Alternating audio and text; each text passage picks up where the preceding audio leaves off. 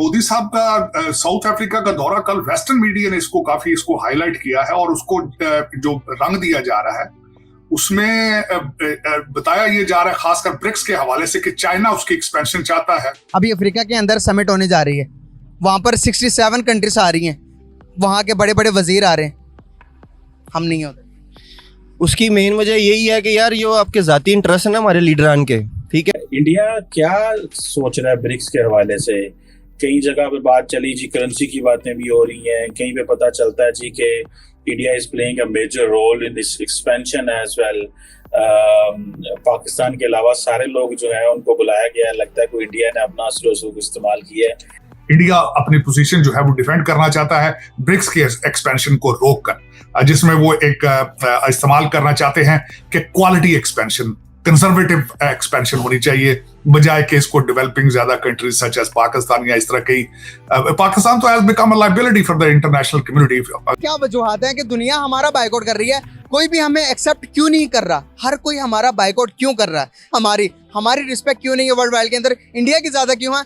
और हमने पाकिस्तान को जो है वो आइसोलेट कर दिया है, जिसके लिए मोदी साहब ने लफ्ज इस्तेमाल किया था हेकड़ी निकालना, कि हमने पाकिस्तान की हेकड़ी निकाल दी।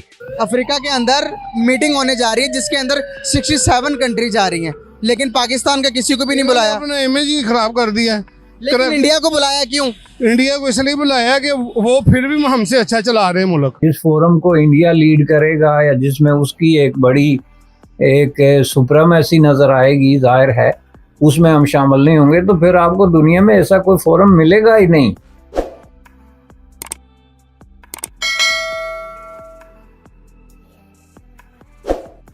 नमस्कार दोस्तों, स्वागत है आप सभी का टॉप न्यूज चैनल पर। ब्रिक्स समिट 2023 में भाग लेने के लिए मोदी जी साउथ अफ्रीका पहुंच चुके हैं। प्रधानमंत्री मोदी जी का साउथ अफ्रीका में भव्य स्वागत देखकर पाकिस्तान में धुआं उठने लगा है। ब्रिक्स समिट में भारत समेत 40 देश भाग ले रहे हैं, लेकिन पाकिस्तान को फिर लात मारकर भगा दिया गया। चीन चाहता है कि पाकिस्तान को ब्रिक्स में शामिल किया जाए, लेकिन भारत कभी भी पाकिस्तान को ब्रिक्स में शामिल नहीं होने देगा, क्योंकि पाकिस्तान की हरकतें ही ऐसी है कि ब्रिक्स तो क्या, कोई भी ग्रुप पाकिस्तान को अपने साथ शामिल नहीं करना चाहेगा। बड़े देशों के साथ शामिल होने के लिए किसी भी देश को कुछ करके दिखाना पड़ता है, ह्यूमन डेवलपमेंट के लिए काम करना पड़ता है, लेकिन पाकिस्तान जैसा देश तो इंसानों के रहने के लिए भी सुरक्षित नहीं रहा। इस्लाम के नाम पर दूसरे धर्म के लोगों का पाकिस्तान में सरेआम कत्ल कर दिया जाता है। भीख के आधार पर जिंदा रहने वाला देश पाकिस्तान बड़े देशों के साथ शामिल होने के लिए बिल्कुल भी लायक नहीं है। पाकिस्तान हमेशा बड़े देशों के साथ शामिल होने के लिए चीन पर दबाव डालता है, लेकिन जिस किसी ग्रुप में चीन के साथ भारत भी शामिल है, उस ग्रुप में पाकिस्तान जैसे देश को भारत कभी भी शामिल नहीं होने देगा। टॉप न्यूज पर आने के लिए धन्यवाद दोस्तों। वीडियो को पूरा देखें, लाइक, शेयर और सब्सक्राइब जरूर करें। जय हिंद। इस वक्त एक बहुत बड़ी एक ग्लोबल मल्टीलैटरल कॉन्फ्रेंस हो रही है साउथ अफ्रीका के अंदर जोहानिसबर्ग में, जिसमें प्राइम मिनिस्टर मोदी और सारे चाइनीज प्रेसिडेंट वगैरह गए हुए हैं। खैर पाकिस्तान को तो किसी ने नहीं बुलाया, बड़े मुल्क इकट्ठे हो रहे हैं, वहाँ को 40 से एक मुल्क इकट्ठे हो रहे हैं और हमें कोई ये भी बताने वाला नहीं है कि हमें क्यों नहीं बुलाते, और हमें ये भी बताने वाला कोई नहीं है कि जो ब्रिक्स है उसकी एक्सपेंशन हो रही है तो हम क्यों इसका हिस्सा नहीं है। ऐसी बातें तो यहाँ पे डिस्कस नहीं होती। आप कैसे देख रहे हैं एक तो इस चीज़ को, और जो इंडिया की इनग्रेस है पर्टिकुलरली कि दूसरे ममालिक को, अफ्रीका के अंदर उनकी बड़ी इनग्रेस हुई है बिलियंस ऑफ डॉलर्स की, वो जिसे कहते हैं ना 8 प्रोजेक्ट्स इंडिया लेके जाता है अफ्रीका के अंदर, और आज तक कोई पाकिस्तानी सदर या वजीर आजम ने तारड़ साहब साउथ अफ्रीका का विजिट नहीं किया। So what do you make of that?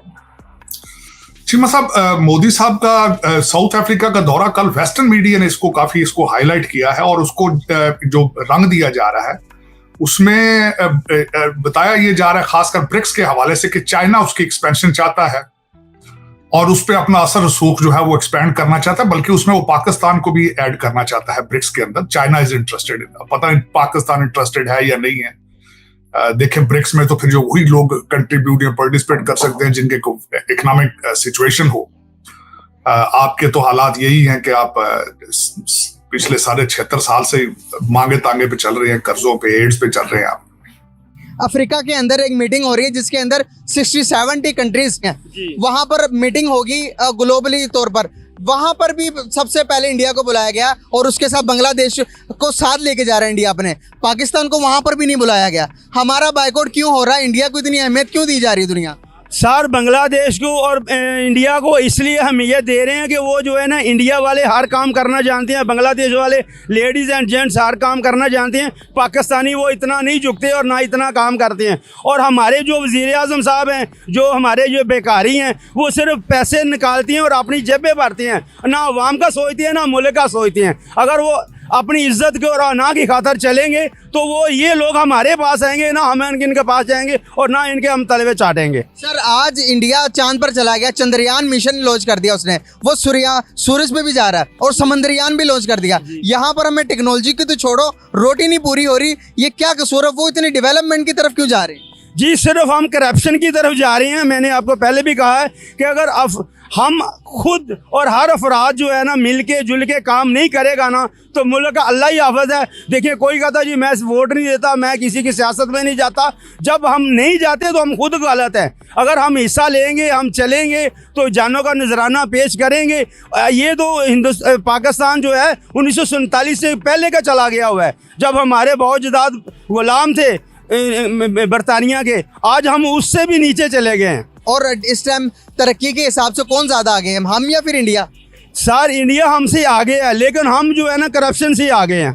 ओए होए होए। सर अगर मैं बात करूं, दुनिया की हर किस्म की फैक्ट्री, दुनिया के हर किस्म की कंपनी इंडिया के अंदर अपने शेयर्स रखती है। हमारे पास कोई इन्वेस्टमेंट क्यों नहीं आती? इंडिया क्यों जाती है? अक्सर हम ये देखते हैं कि ग्लोबल लीडर्स जो हैं, अगर बायलैटरल विजिट ना हो रहे हों तो मल्टीलैटरल फोरम्स पे मुलाकातें हो जाती हैं।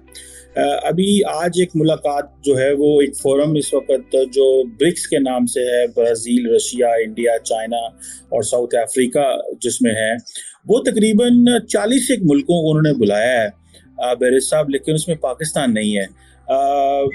बल्कि उन्होंने जो साउथ अफ्रीका के वाइस प्रेसिडेंट हैं वो भारत के वज़ीर आज़म को रिसीव करने आए हैं। साउथ अफ्रीका के प्रेसिडेंट चाइनीज़ प्रेसिडेंट को रिसीव करने आए हैं। लेकिन हमारा कभी पाकिस्तान से कभी कोई सदर वज़ीर आज़म आज तक साउथ अफ्रीका नहीं गया। आप क्या समझते हैं कि जो अमूमन कभी मल्टीलैटरल फोरम्स पे स्टेट्स की लीडर्स की मुलाकातें हो जाती हैं, जिस तरह की शी जिनपिंग की और मोदी साहब की मुलाकात ड्यू है इस फोरम पे, आपको क्या लगता है पाकिस्तान की जो डिप्लोमेटिक आइसोलेशन है वो कितनी कुछ ज़्यादा बढ़ चुकी है?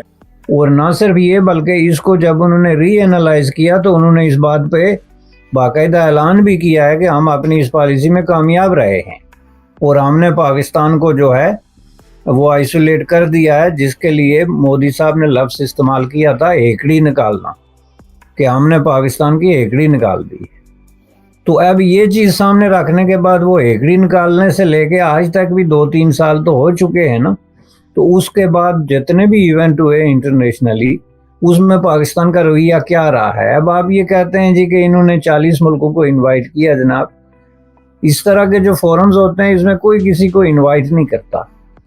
इसमें एक जो है बिहाइंड द सीन एक डिप्लोमेसी होती है। मुल्क बाकायदा दरख्वास्तें देते हैं, अपना असर इस्तेमाल करते हैं कि जी ये फोरम हो रहा है, आपका इसमें की रोल है तो आप हमें भी इसमें शामिल करें।